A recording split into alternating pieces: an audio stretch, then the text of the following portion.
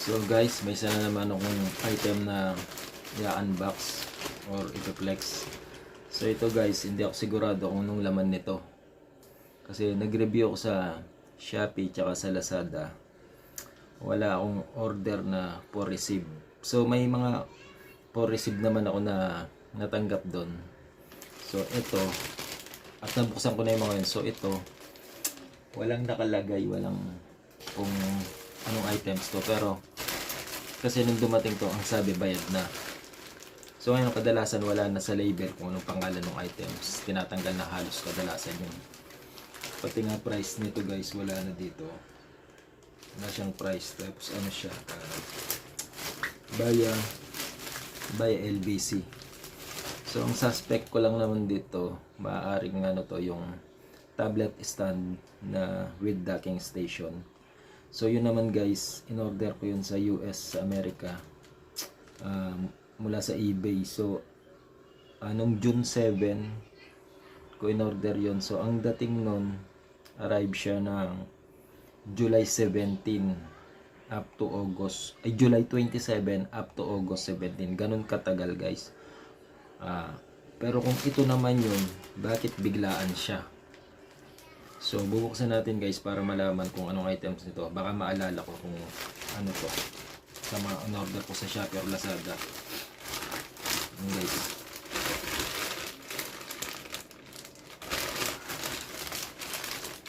punutin na natin guys.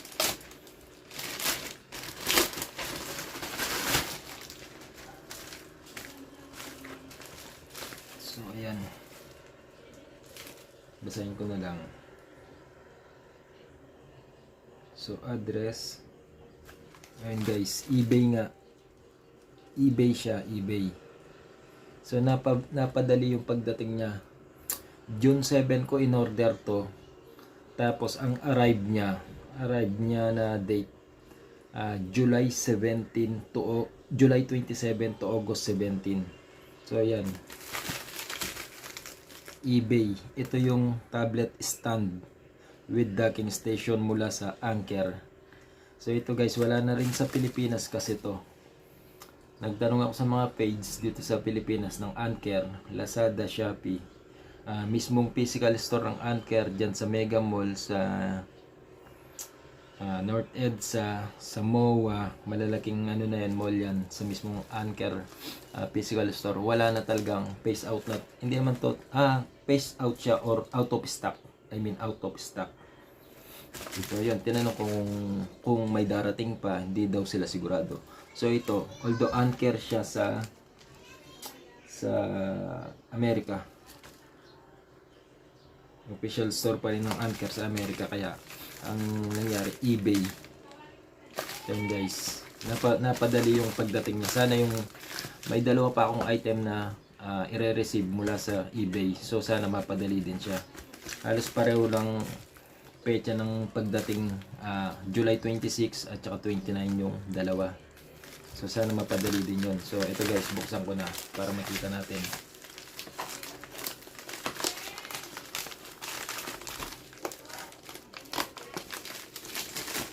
Siguro pumitin ko na lang dito sa yan.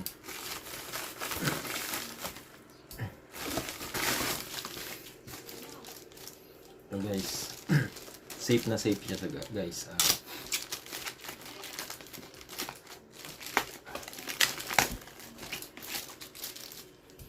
Sa order received sa eBay, wala siyang confirmation guys. Wala siyang confirmation para malaman ko na dumating na siya. Ayan guys, oh. So ito siya.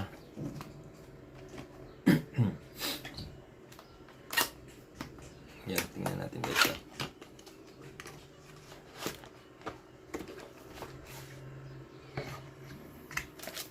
So yan yung user manual niya.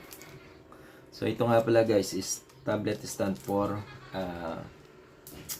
iPad, design for iPad siya, pero compatible siya sa Android,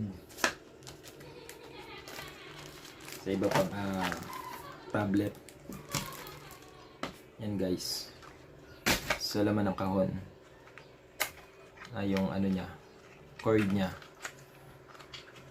type C to type C malamang to. Sa barko pa lang guys, inaano ko na to, in-add cart ko na to. So dapat pala, kung alam ko lang na ganun katagal yung ano niya, in order ko na kagad. Yan guys, so braided wire siya ng type C to type C. Yan guys, ito yung ang bigat. Mga ilang ano kaya to, parang may gitsang kilo So lagay ko na lang guys sa ano, hindi ko makita, basta mabigat siya guys. Lagay ko na lang sa description yung spec nya, lahat.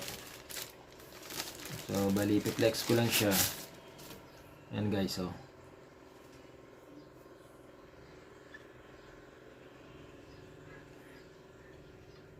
yun, grabe yung tunog niya.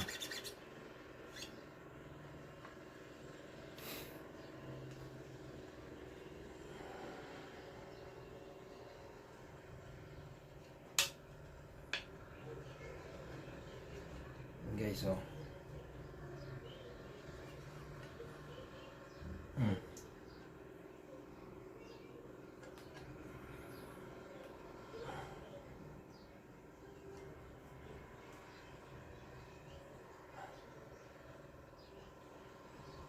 guys, so tsura niya guys, meron siyang 1 para sa head jack, 3.5 mm para sa earphone, tapos USB type 2.0 3.0 kasi ano siya female USB 3.0 dalawa, female, HDMI,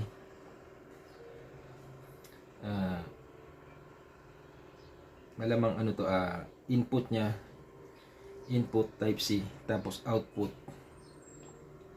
for example ito, sample lang natin guys, pero pang tablet talaga to, pero I think gagana din siya sa cellphone.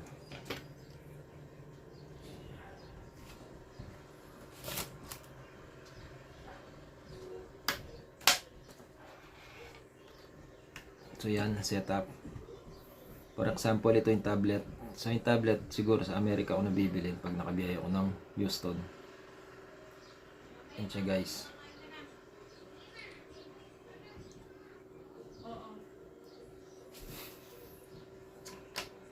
For example, meron tayong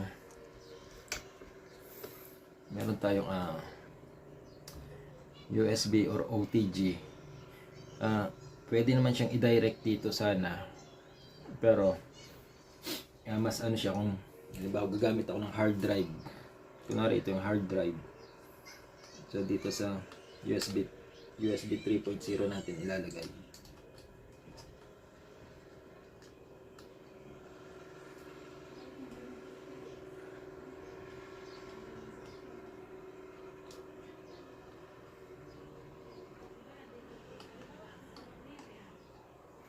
Guys,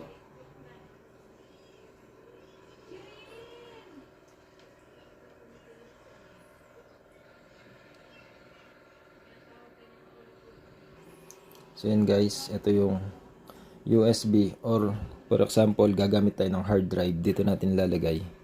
So tingnan natin kung gagana siya. Settings, di ko masyadong maintindihan. Ano na lang natin. So i-portrait muna natin guys. Tingnan natin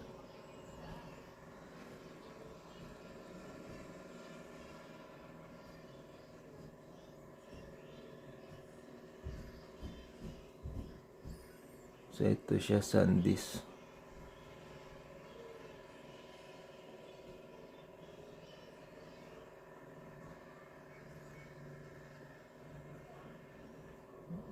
HDMI. Ayan guys, so gana siya.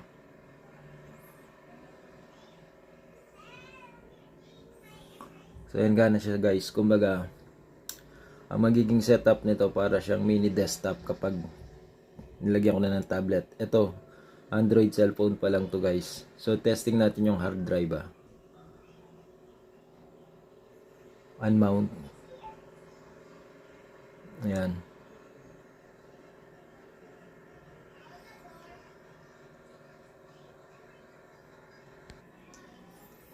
So ito guys yung WD na 2 terabyte na hard drive, external hard drive. So ito naman yung ito-testing natin ngayon. At gaya ng sinabi ko, kunwari tablet kunwari ito. Pero although gumagana siya sa cellphone, Android tablet or iPhone pa yan, gagana talaga yan. So yan. So yan guys, oh. So ito na yung hard drive natin. Ayan, gumana siya guys, oh. Ayan yung vibration, tapos ito yung ilaw. So tingnan natin guys, kung ano laman ng hard drive.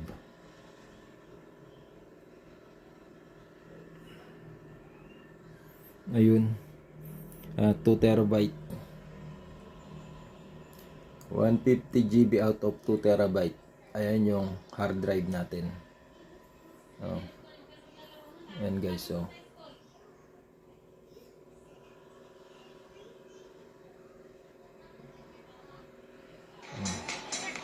You are looking at the historic So yun guys, tested siya.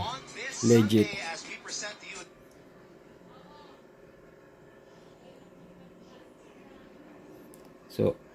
So unmount natin.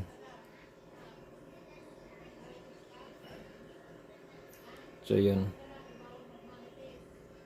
So this, tanggalin na natin. Ayan.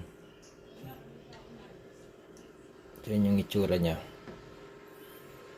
So yan, kumbaga ano siya, desktop setup yung gagawin natin dito.